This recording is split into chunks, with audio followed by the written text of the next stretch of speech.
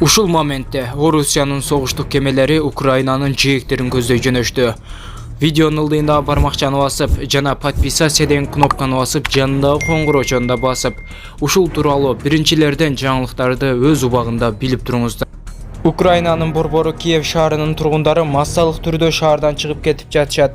Социалдык түйүндөрдө унаалары менен Киевди таштап чыгып кетип жаткан элдин видеолору тарады. Маалыматта буга уланып жаткан согуштук аракеттер себеп болгону айтылат.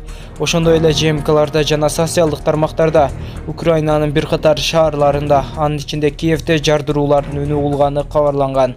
Ошондой эле Киевдеги май куюучу жайларда, банктарда жана банкоматтарда кезек күтүүлөрү болуп жатканы маалымдалды.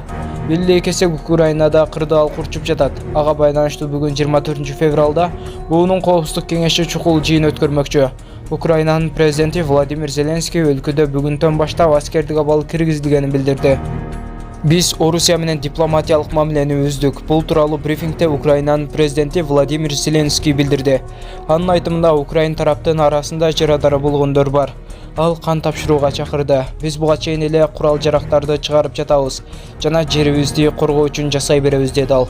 Зеленский согуштук тажрыйбасы барлардын баарын өз жерин коргоого чакырды. Анын айтымында Украинанын куралдуу күчтөрү катуу салгылашууда.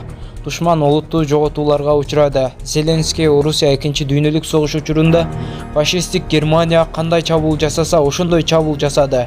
Ал Украинанын бардык жарандары аймактык коргонуу бөлүктөрүнө кошулуп, өлкөнү курал менен коргошсо, аларга карата бардык санкцияларды алып салууну убада кылды. Зеленский орусиялыктарды Украина менен согушка каршы митингге чыгууга үндөдү. Бул маалымат сиздердин телеканалдарыңызда такыр көрсөтүлбөй турганын билем. Социалдык түйүндөрдө көп нерселер жабылган, бирок бул жамандыкты улутту жок кылууну, тарыхты жабуу мүмкүн эмес, деди ал.